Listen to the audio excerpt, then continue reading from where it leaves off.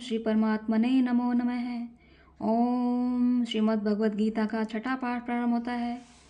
उसके उपरांत श्री कृष्ण भगवान बोले, हे अर्जुन, जो मनुष्य कर्म के फल को न चाहता हुआ करने योग्य कर्म करता है वह सन्यासी और योगी है, और केवल अग्नि को त्यागने वाला सन्यासी योगी नहीं है तथा केवल क्रियाओं को त्यागने वाला भी सन्यासी योगी नहीं है। इसलिए हे अर्जुन, जिसको सन्यास ऐसा कहते हैं उसी को तू योग जान, क्योंकि संकल्पों को न त्यागने वाला कोई भी मनुष्य योगी नहीं होता। समत्व बुद्धि रूप योग में आरूढ़ होने की इच्छा वाले मननशील मनुष्य के लिए योग की प्राप्ति में निष्काम भाव से कर्म करना ही हेतु कहा गया है, और योगारूढ़ हो जाने पर उस योगारूढ़ मनुष्य के लिए सर्व संकल्पों का अभाव ही कल्याण में हेतु कहा है। जिस काल में न तो इंद्रियों के भोगों में आसक्त होता है तथा न कर्मों में ही आसक्त होता है, उस काल में सर्व संकल्पों का त्यागी मनुष्य योगारूढ़ कहा जाता है। यह योगारूढ़ता कल्याण में हेतु कही गई है। इसलिए मनुष्य को चाहिए कि अपने द्वारा अपना संसार समुद्र से उद्धार करे और अपने आत्मा को अधोगति में न पहुँचावे, क्योंकि यह जीवात्मा आप ही तो अपना मित्र है और आप ही अपना शत्रु है, अर्थात और कोई दूसरा शत्रु या मित्र नहीं है। उस जीवात्मा का तो वह आप ही मित्र है कि जिसकी जीवात्मा द्वारा मन और इंद्रियों सहित शरीर जीता हुआ है, और जिसके द्वारा मन और इंद्रियों सहित शरीर नहीं जीता गया है उसका वह आप ही शत्रु के समान शत्रुता में बरतता है। हे अर्जुन, सर्दी गर्मी और सुख दुख आदि में तथा और मान और अपमान में जिसके अंतःकरण की वृत्तियाँ अच्छी प्रकार शांत हैं अर्थात विकार रहित हैं, ऐसे स्वाधीन आत्मा वाले मनुष्य के ज्ञान में सच्चिदानंद घन परमात्मा सम्यक रूप से स्थित हैं, अर्थात उसके ज्ञान में परमात्मा के सिवा अन्य कुछ है ही नहीं। ज्ञान विज्ञान से तृप्त और अंतःकरण है जिसका तथा विकार रहित है स्थिति जिसकी, और अच्छी प्रकार जीती हुई है इंद्रियां जिसने तथा समान है मिट्टी पत्थर और स्वर्ण जिसके, वह योगी युक्त अर्थात भगवत की प्राप्ति वाला है। ऐसे कहा जाता है, जो मनुष्य सुहृदय मित्र वैरी उदासीन मध्यस्थ द्वेषी और बंधु गुणों में तथा धर्मात्माओं में और पापियों में भी समान भाव वाला है वह अति श्रेष्ठ है।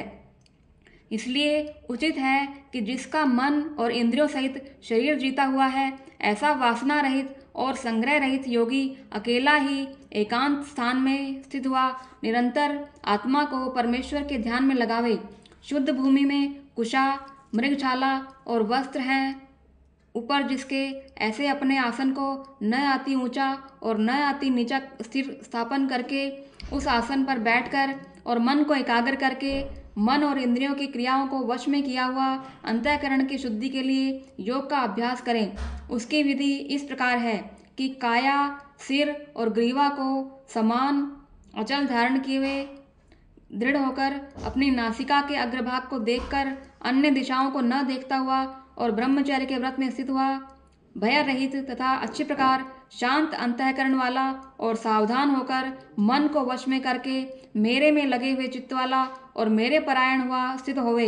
इस प्रकार आत्मा को निरंतर परमेश्वर के स्वरूप में लगाता हुआ स्वाधीन मन वाला योगी मेरे में स्थिति रूप परमानंद पराकाष्ठा वाली शांति को प्राप्त होता है। परंतु हे अर्जुन, यह योग न तो बहुत खाने वाले का सिद्ध होता है और न बिल्कुल न खाने वाले का तथा न अति शयन करने वाले का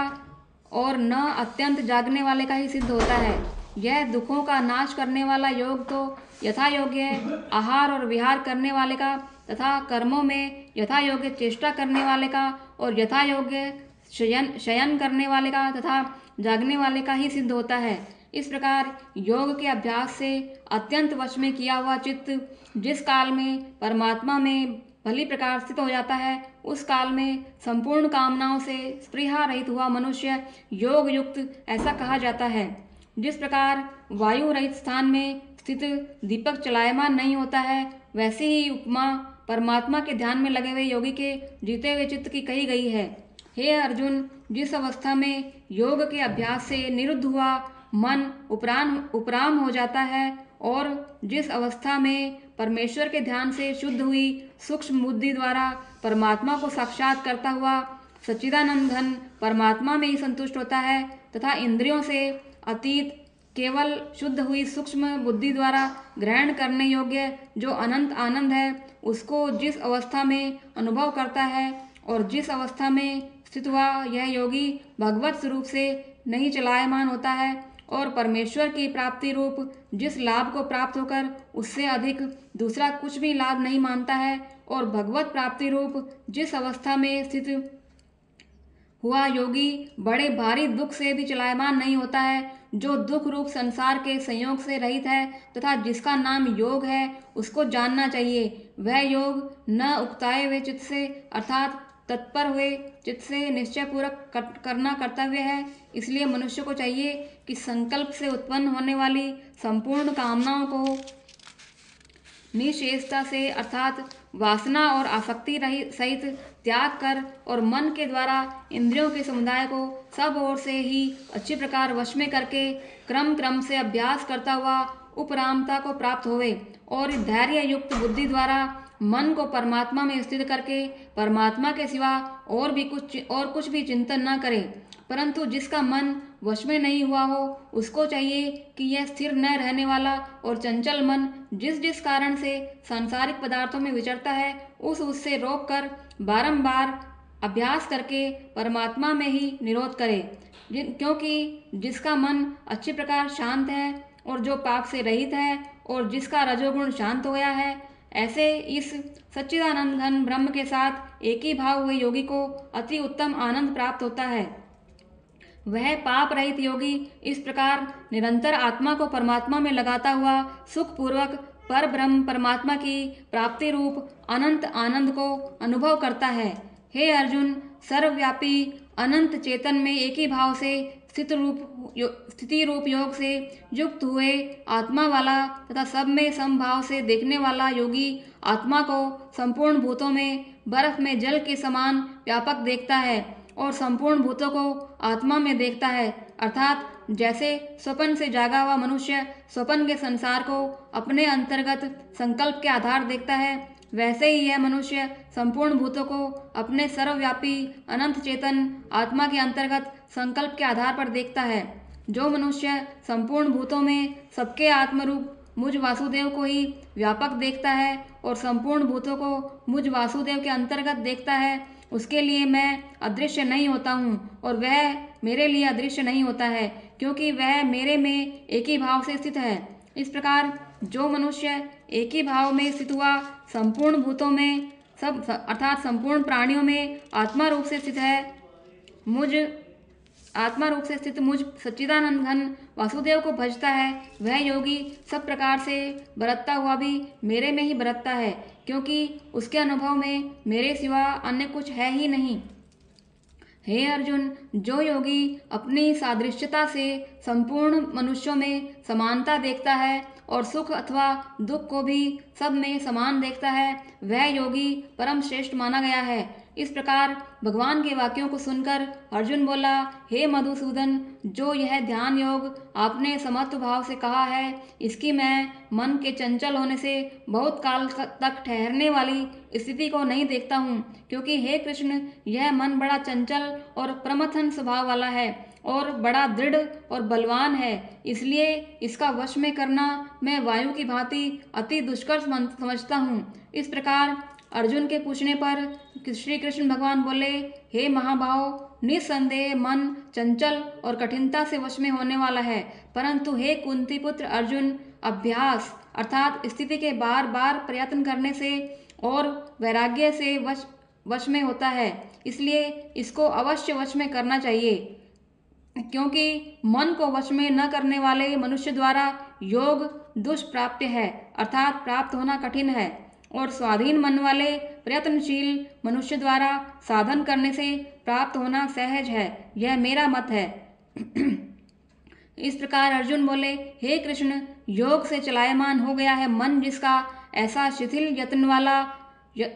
श्रद्धा युक्त मनुष्य योग की सिद्धि को अर्थात भगवत साक्षात्कारता को न प्राप्त होकर जिस गति को प्राप्त होता है, हे महाभाव, क्या वह भगवत प्राप्ति के मार्ग में मोहित हुआ आश्रय रहित मनुष्य छिन्न भिन्न बादल की भांति दोनों ओर से अर्थात भगवत प्राप्ति और सांसारिक भोगों से भ्रष्ट हुआ नष्ट तो नहीं हो जाता है? हे कृष्ण, मेरे इस संशय को संपूर्णता से छेदन करने के लिए आप ही योग्य हैं, क्योंकि आपके सिवा दूसरा इस संशय का छेदन करने वाला मिलना संभव नहीं है। इस प्रकार अर्जुन के पूछने पर श्री कृष्ण भगवान बोले, हे पार्थ, उस मनुष्य का न तो इस लोक में और न परलोक में ही नाश होता है, क्योंकि हे प्यारे, कोई भी शुभ कर्म करने वाला अर्थात भगवत अर्थ कर्म करने वाला दुर्गति को प्राप्त नहीं होता है, किंतु वह योग भ्रष्ट मनुष्य पुण्यवानों के लोकों को अर्थात स्वर्ग आदि उत्तम लोकों को प्राप्त होकर उनमें बहुत वर्षों तक निवास करके शुद्ध आचरण वाले श्रीमान मनुष्यों के घर में जन्म लेता है, अथवा वैराग्यवान मनुष्य उन लोकों में न जाकर ज्ञानवान योगियों के कुल में ही जन्म लेता है। परंतु इस प्रकार का जो यह जन्म है जो संसार में निसंदेह अति दुर्लभ है, वह मनुष्य वहाँ उस पहले शरीर में साधन किए बुद्धि के संयोग को अर्थात समत्व बुद्धि योग के संस्कारों को अनायास ही प्राप्त हो जाता है। और हे कुरुनंदन, उसके प्रभाव से फिर अच्छी प्रकार भगवत प्राप्ति के निमित्त यत्न करता है। वह विषयों के वश में हुआ भी उस पहले के अभ्यास से ही निसंदेह भगवत की ओर आकर्षित किया जाता है, तथा समत्व बुद्धि रूप योग का जिज्ञासु भी वेद में कहे हुए सकाम कर्मों के फल को उल्लंघन कर जाता है, जबकि इस प्रकार मंद प्रयत्न करने वाला योगी भी परम गति को प्राप्त हो जाता है। तथा क्या कहना है कि अनेक जन्मों से अंतःकरण की शुद्धि रूप सिद्धि को प्राप्त हुआ और अति प्रयत्न से अभ्यास करने वाला योगी संपूर्ण पापों से अच्छी प्रकार शुद्ध होकर उस साधन के प्रभाव से परम गति को प्राप्त होता है अर्थात परमात्मा को प्राप्त होता है, क्योंकि योगी तपस्वियों से श्रेष्ठ है और शास्त्र के ज्ञान वालों से भी श्रेष्ठ माना गया है तथा सकाम कर्म करने वालों से भी योगी को श्रेष्ठ माना गया है। इससे हे अर्जुन, तू योगी हो। हे प्यारे, संपूर्ण योगियों में भी जो श्रद्धावान योगी मेरे में लगे हुए अंतरात्मा से मेरे को निरंतर भजता है, वह योगी मुझे परम श्रेष्ठ मान्य है। ओम। इस प्रकार श्रीमद् भगवद गीता रूपी उपनिषद एवं ब्रह्म विद्या तथा योग शास्त्र विषयक श्री कृष्ण और अर्जुन के संवाद में आत्म संयम योग नामक छठा पाठ संपूर्ण होता है। ओम श्री परमात्मने नमो नमः।